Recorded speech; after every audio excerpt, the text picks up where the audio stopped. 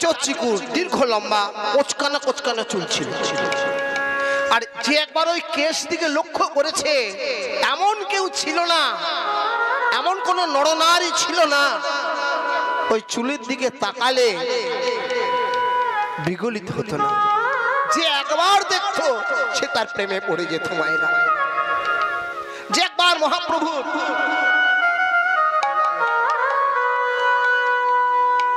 ওই চুলের দিকে তাকাতো, যে ওই কেশের দিকে তাকাতো, সে প্রেমে পড়ে যেত। কিন্তু চৈতন্য মহাপ্রভু, ভালো করে শুনবেন, যখন সন্ন্যাস নিলেন কাটোয়া কাঞ্চননগরের নিমতলার ঘাটে কেশব ভারতীর আশ্রমে, সেই চাচর চুল মস্তক মণ্ডন করে সেগুলো রাখা হলো কোথায়? এখনো সেই চুলগুলি রাখা আছে, যাকে বলে কেশ সমাধি। কেশব ভারতীর আশ্রমে, যার নাম ভজন কুটির, ভক্তরা যেখানে দেখতে যায় মহাপ্রভুর কেশ সমাধি বা ভজন কুটির। ভালো করে শুনুন, চৈতন্য মহাপ্রভু যেদিন সন্ন্যাস হলো, তিনি বাহ্যিক আড়ম্বর ত্যাগ করলেন। দেখানো বৈষ্ণব তিনি ছিলেন না। যেদিন সন্ন্যাস নিল, গলাতে মালা পর্যন্ত তিনি নেয়নি। এমনকি গলার যে পৈতেটা, সেই পৈতেটা কোথায় গেল? চৈতন্য চরিতামৃত অনুযায়ী দেখা যায় যে মহাপ্রভুর গলার সেই পৈতা সন্ন্যাসের পরে মহাপ্রভু আর গলাতে পড়েনি, গঙ্গার জলে ভাসিয়ে দিয়েছিলেন। এই তত্ত্বটা অনেকেই জানেন না। এগুলো বলে রাখি যে মহাপ্রভু সন্ন্যাসের পরে এমনকি জপের মালা পর্যন্ত তিনি তার হাতে নেয়নি, এমনকি শিখি ও মায়েরা যে চৈতন্য আমরা রাখি সেগুলো পর্যন্ত তিনি ভাসিয়ে দিয়েছিলেন। আর বর্তমান কালে খুব ভালো করে শুনবেন, এই হিন্দু সমাজ এত অবক্ষয়, ধর্ম একদম রসাতলে। তার কারণ কি? ধর্ম রসাতলের মুখ্য কারণ হলো এই বাবাজি বৈষ্ণবদের একটি অংশ এবং কিছু ভণ্ড সাধুর ভণ্ডামির জন্য। মহাপ্রভু জগৎকে শিক্ষা দিয়েছিলেন যে মনে মনে নাম জপ করো, বাহ্যিক আড়ম্বর দেখিও না।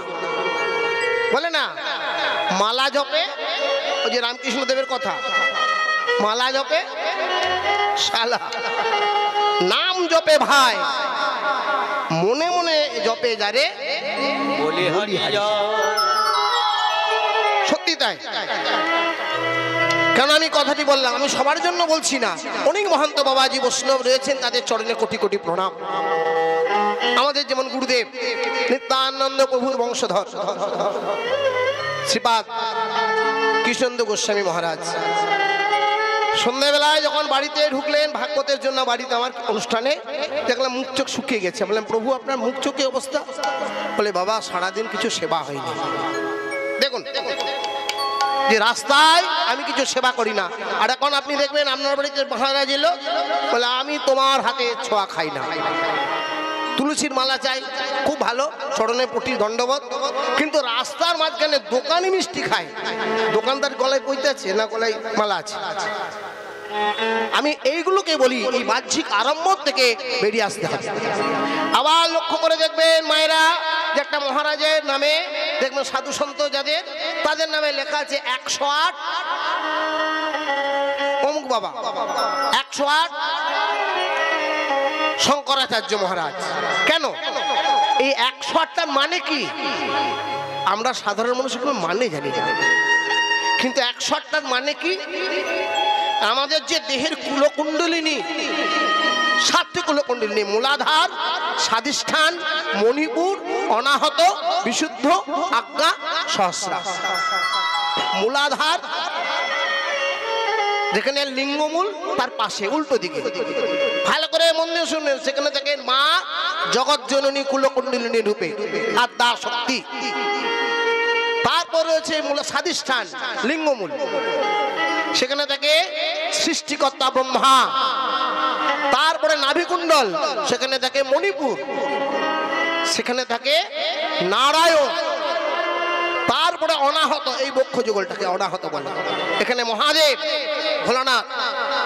তারপরে বিশুদ্ধ চক্র কণ্ঠ, যাকে বলে ভক্তরূপী জীবাত্মা। আজ্ঞা চক্র, যেটা দুটি ভুরুর এই মাঝখানে, এখানে থাকে শ্রীপাদ গুরুদেব। আর ব্রহ্মতালু, যেটা সহস্রার ভগবান শ্রী গোবিন্দ। তাহলে 108টা কি করে হলো? ভালো করে শুনুন। ওই মূলাধারে দুপাশে 54 108টি কপাট আছে। কোন সাধক, কোন যোগী, কোন মুনি ধ্যানের দ্বারা, যোগের দ্বারা, সাধনার দ্বারা ওই 108টি কপাটিকা খুলে যখন কুলকুণ্ডলিনী জাগ্রত করে, মূলাধার, স্বাধিষ্ঠান, মণিপুর, অনাহত বিশুদ্ধ হয়ে একদম ব্রহ্মতালুতে যেতে পারে। তিনি হন 108। কুলকুণ্ডলিনী যিনি জাগ্রত করতে পারেন, তিনি অনন্ত ব্রহ্মাণ্ডে ভগবানের সঙ্গে মিলিত হয়। দেখুন তো কতগুলি ত্রিকালদর্শ বাবাজি আছে। রামকৃষ্ণদেব, বামাক্ষেপার মতন কতজন আছেন যে তারা কুলকুণ্ডলিনী জাগ্রত করেছেন, কিন্তু তারা কোনোদিন 108 লেখেনি। কিন্তু এখন দেখবেন, লক্ষ্য করবেন, 108 অমুক বাবা, 108 অমুক মহারাজ। আপনারা আরো লক্ষ্য করে দেখবেন। কেন বলছি কথাটি? আজ দুঃখের সঙ্গে বলছি। আমি দেখছি এক মহারাজ, তিনি আমার এসেছিলেন। এখন আমি যদি বলি বাড়ি, তাহলে ইউটিউবে শুনে আবার তিনি মনে মনে দুঃখ পাবেন। তরুণ কারো বাড়িতে এসেছেন, আমি দেখলাম তিনি নিয়ম সেবা করলেন। কি? উষ্ণ চাল, মানে আতপ, এক পাকে খাওয়া। কোনো দামোদর মাসে নিয়ম সেবার মাস, তিনি কোনো কিছু সেবা করেন না, হবিষণ্য, যেমন ঔষধ পালন। কিন্তু ঔষধ পালন সবই হলো, কিন্তু দেখলাম তিনি পরবর্তীকালে আবার বোঁদের মিঠাই খাচ্ছেন, নাড়ু। তাহলে বোঁদের নাড়ু তো বেসন থেকে তৈরি, পঞ্চশস্যতে এমনিতে বর্জনীয় দামোদর মাসে। এমনকি কোনো তেল পাওয়া যায় না, ঘি, গাওয়া ঘি দিয়ে একটু সেবা করতে এক পাকে। তাহলে বলুন এবার, আমি এইগুলোকেই বলছি যে মহাপ্রভুর যে আদর্শ, মহাপ্রভুর যে নীতি, যে বাহ্যিক দেখাবে না, মনে মনে জপ করো তবেই সময় পাবে। তিনি একটা চৈতন্য রাখেনি, গলায় মালা নেয়নি, এমনকি কইতে পর্যন্ত দেখায়নি। কেন না? জগতের লোক আমাকে ভক্ত ভাববে। অর্থাৎ ভক্ত সেজো না, হৃদয়ের মধ্যে ভক্ত হও, মনে মনে ভক্ত হও। আর এই জন্যই আমাদের হিন্দু ধর্ম ধীরে ধীরে রসাতলে যায়। সে বলছে আপনার আমি ছোঁয়া খাবো না, আপনাকে স্পর্শ করব না। আবার আপনি যদি 1000 টাকা ডোনেশন দিয়ে দেন, আশ্রমের একদম আপনাকে বসিয়ে রাখবেন। আমি এইগুলোর বিরোধিতা। তাই এগুলি আপনাকে বলি কেন, যে আমরা মনে মনে ঘরের মধ্যে মহাপ্রভুর যে আদর্শ, অনেক বাবাজি আছে দেখবেন,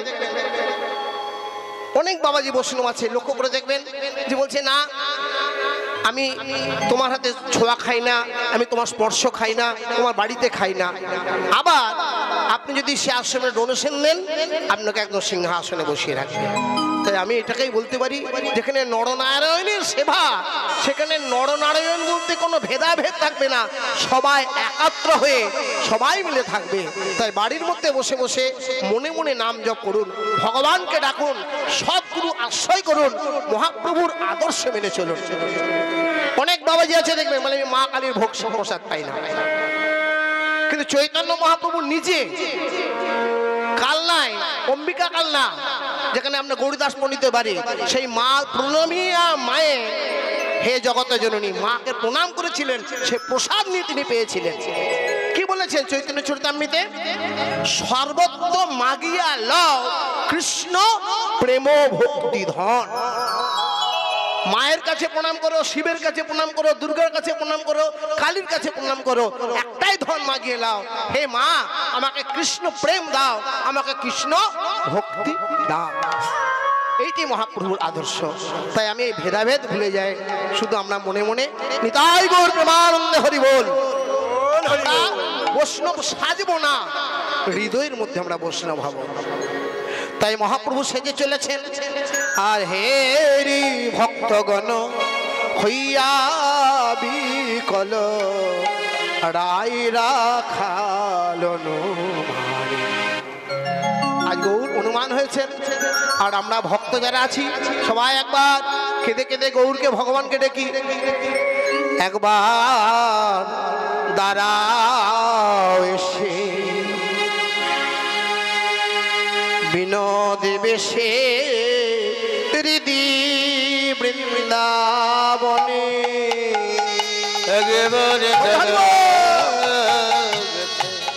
বিনোদ বেশে দিদি বৃন্দাবনে, একেবারে দাঁড়াও এসে বিনোদ বেশে হৃদি বৃন্দাবনে, একেবারে দাঁড়াও এসে দিদি বৃন্দাবনে। হে ভগবান, আমি তো অধম, আমার কোনো পুণ্য নেই, আমার জপ নেই, আমার তপ নেই, আমার সাধন নেই। মা, ভগবানের কাছে যদি চোখের জলে আপনি ডাকতে পারেন, হে গৌর হরি, হে নিতাই, শুধু কৃপা করে একবার বিনোদ বেশে আমার হৃদয় বৃন্দাবনে এসে দাঁড়া। তোমার নব জল থর রূপ, নব জল থর রূপ, তোমার নব জল থর রূপ, তোমার নব জল ধর রূপ, দেখি দু নয়নে, একেবারে দাঁড়াও এসে বিনোদ বেশে হৃদি বৃন্দাবনে, একবার দাঁড়াও এসে বিনোদ বেশে হৃদি বৃন্দাবনে, একবার দাঁড়াও এসে বিনোদ বেশে হৃদি বৃন্দাবনে। সবাই মিলে একবার ভগবানের চরণে আশ্রয় নিই। শুনি কালের ডঙ্কা হলো শঙ্কা, শনি কালীর ডঙ্কা হলো শঙ্কা। কি কারো 30, কারো 40, কারো 60, কারো চুল পেকেছে, কারো দাঁতে ফাঁক হয়েছে, কারো চামড়া জড়ো হয়েছে। একদিন না একদিন তো যেতে হবে। এই রূপ, এই যৌবন থাকবে। 30 বছর বয়সে আমরা মনে করি আমি কোনোদিন 60 হব না, আমি 30-এই থাকবো। কি মা, যেতে তো একদিন হবে। তাই কি সুন্দর কথাটি দেখুন, শুনে কালের শঙ্কা মনে হলো ডঙ্কা, আবার কালীর ডঙ্কা প্রভু হলো শঙ্কা। কাল নিবারণ মধুসূদন দেখি দু নয়নে, একেবারে দাঁড়াও বিনোদ বেশে দিদি বৃন্দাবনে, একবার দাঁড়াও এসে বিনোদ বেশে হৃদি বৃন্দাবনে। জগজন সুন্দর হাসিত মনোহর, জগজন সুন্দর হাসিত মনোহর, জগজন সুন্দর হাসিত মনোহর, জগজন সুন্দর হাসিত মনোহর, হরে গৌরাঙ্গ রাম, হরে গৌরাঙ্গ হীন জনে গৌরাঙ্গ পাওয়ালে, নহন জানে গৌরাঙ্গ পাওয়ালো, হীন জন গৌরাঙ্গ পাওয়ালে, জানে গৌরাঙ্গ পাওয়ালো, বাসুদেব ঘোষ রসগায়, বাসুদেব ঘোষ রসগায়। জয় রাধে মায়েরা। আপনারা মাঝে মাঝেই দেখবেন কীর্তনিয়াদের অনেক রকম বদনাম শুনতে পাবেন। আমি বলছি না কীর্তনটা সবাই ভালো, কিন্তু অনেক ভালো কীর্তনী আছে। আজ 19 বছর ধরে আমার কীর্তন শুনেছেন, আমি দীর্ঘকাল পদাবলী কীর্তন গাই। কিন্তু ভাগবত আচার্যের কথা বলুন, যারা ভাগবত পাঠ করছেন মন দিয়ে শুনবেন, তারা কি ভাগবতের শুদ্ধ কথা বলে? ভাগবতের কটা শ্লোক বলে বলুন? আমরা চ্যানেল দেখবেন, কোন ভাগবত পাঠ আবার দেখবেন হাতে একটা নিচ্ছেন, ওং ঘট মন্ত্র উচ্চারণ করছেন। আবার কোন ভাগবত পাঠ সেদিন চ্যানেলে দেখলাম যে একটা ছেলে যাকে প্রণাম করলো, ছোট্ট ছেলে বুঝে না, তো সঙ্গে সঙ্গে তার সিকিউরিটি গার্ড ছেলেটাকে তুলে নিয়ে চলে গেল, আর আরেকজন সিকিউরিটি গার্ডের পাটা মুছে দিচ্ছে। চৈতন্য মহাপ্রভু নিতাই শান্তে আপামর জনগণ তার চরণে আশ্রয় নিয়েছিলেন। আপামর জনগণ নিতাই চাঁদ জগৎকে আচণ্ডাল ভাবেনি, যাকে পেয়েছি কোলে নিয়েছেন দুবাহু প্রসার করে। আবার ভাগবতের মধ্যে দেখবেন অনেক রকম নানা রকম কথা। ভাগবতে শুধু ভাগবতের কথা নয়, ভাগবতের মধ্যে বলবেন আপনি বটুক ভৈরবে জপ করুন, আপনি মাইকালির মন্ত্র জপ করুন। ভাগবতের প্রথম কথা একটা পাপ আকার প্রণত দেহিনাং পাপ আকার সানাং, প্রণত দেহিনাং, যার নাম নিলে সমস্ত পাপ চলে যায়, তিনি আমার স্বয়ং ভগবান শ্রীকৃষ্ণ। তাই ঘরের মধ্যে যদি শুধু হরিনাম করেন, সকাল সন্ধে একবার যদি বরের মধ্যে বসে হাততালি দিয়ে হরিনাম করেন, আপনার বাড়ির যতই নেগেটিভ এনার্জি থাকুক, যতই বিপদ থাকুক, ওই হরিনাম কৃপায় সব মুক্ত হয়ে যায়। তাই আমি বলি সবাই মিলে অন্তত বাড়িতে একবারও হরিনাম করবেন। নিতাই গৌর প্রেমানন্দে হরি বল। আজ মহাপ্রভু নাচতে নাচতে চলেছেন, রাখাল সেজে আমরা সাধন করব। কৃষ্ণ তো গোষ্ঠে যায়, আজকে রাধা রানী কৃষ্ণ সেজে কৃষ্ণের বেশ ধরে কেমন করে গোষ্ঠে যায়। কারণ সকাল থেকে এত কান্না, সবারই মন ভার, এরপর যদি খুব বিরহ হয় তাহলে সবার আরো দুঃখ কান্না শুরু হয়। এমন একটি রসের এবং উপরসের লীলা, যার মধ্যে দেখব রাধা রানী কেমন করে কৃষ্ণ সেজে সখাদের সঙ্গে, মানে সখীদেরকে সখা করে বসতে যাবে। আর ভগবান কৃষ্ণ ওই রাধার বাঁশি শুনে রাধারানীর চরণ দুটি জড়িয়ে ধরবে। লীলার নাম রাই রাখাল বা রাধার গোষ্ঠ লীলা। চলুন, তার আগে আজকে জগৎ জননী মা মহামায়ার পূজা, মাকে তো একটু আরাধনা করতেই হয়, কি মাকে একটু ধ্যান করি নাকি? চণ্ডী পাঠ একটু হোক, সবাই উলুধ্বনি হরিধ্বনি দেবেন প্রেম সে, শাঁখ বাজাবেন।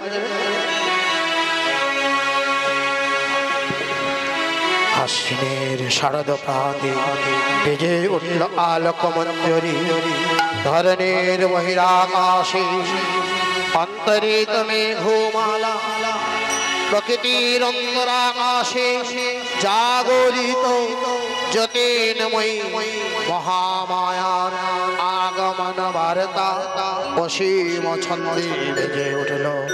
তাই রূপ লোকে আনে নবভাব মঞ্জরির সন্নিমন, মা তুমি জাগো, মা তুমি জাগো, মা তুমি জাগো,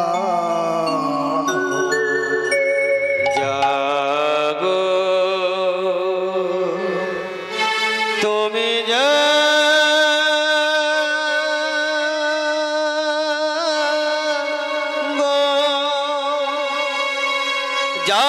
দুর্গা, জাগো দশ প্রহরণ ধরিণী, অভয়া সকেতে বল পদ জেনে, তুমি জাগো, তুমি জাগো, তুমি জাগো। ওং স্বাহা ওং সদা ওং হে বসন্তকার সনাতমিকা সুধাতমস্যে ধীধামাত্রস্থিতা নিত্যা। ওং জানু চর্য বিশেষতঃ তমেব সিজ্জতে জগৎ দৈত্যমল্লতে দেবী, তমস্য অন্তে চ সর্বদা বিশিষ্ট সৃষ্টি রূপাতং স্থিতি রূপা চ পালনে তথা সংহৃতি রূপ অন্তে জগৎ সে জগন্ময়ে মহাবিদ্যা মহামায়া মহামেধা মহাস্মৃতি মহামহো চ মহাদেব মহাসুরি। ওম প্রকৃতিশ্চ গুণত্রয় মহাবিনী কালরাত্রি মহোরাত্রি মহোরাত্রিশ্চ দারুণা ওয়াং তেংশরি ওয়াং হিং বুদ্ধি বোধ লক্ষণা লজ্জা পুষ্টি তথা তুষ্টি শান্তির খন্দের বাহ খলগিনী শূলিনী চাপিনী মানভূষণ্যে পরিগাধিধা সোমশেষ অতি সুন্দরী পরাপরণা পরমা পরমা পরমেশ্বরী যচ্চকিতদশ্চিন্ন অখিলজ্ঞে ওম শরণাগত দীনার্থ পরিত্রাণ পরায়ণে সর্বসার্থ হরে দেবী নারায়ণী নমস্তুতে সৃষ্টি স্থিতি বিনাশানাং শক্তিভূতে সনাতনে গুণস্যে গুণময়ে নারায়ণী নমস্তুতে সর্বমঙ্গলা মঙ্গলে শিবে সর্বার্থ সাধিকে শরণ্যে ত্র্যম্বকে গৌরী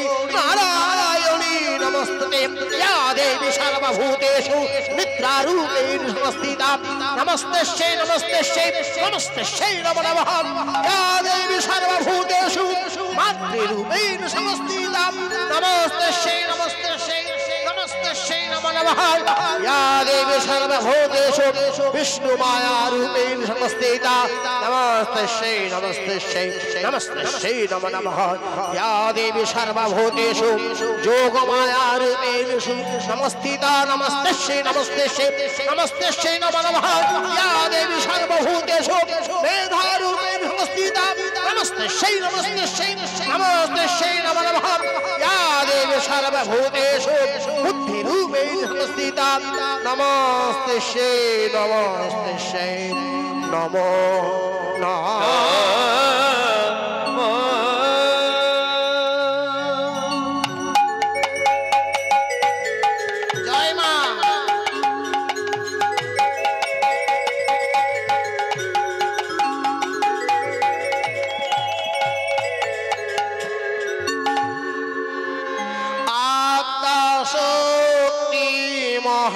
महामाया परमेश्वरी कालिका आदशोगिति महामाया परम प्रकृति कालिका परम प्रकृति जगोद अम्बिका भवानी त्रिलोक कालिका महाकाली महासरस्वती महालक्ष्मी तुम्हें भगवती तुम्हें वेदो माता तुम्हें गायत्री सदस्य कुमारी बालिका आदशोगिति महामाया परमेश्वरी कालिका शक्ति महामाया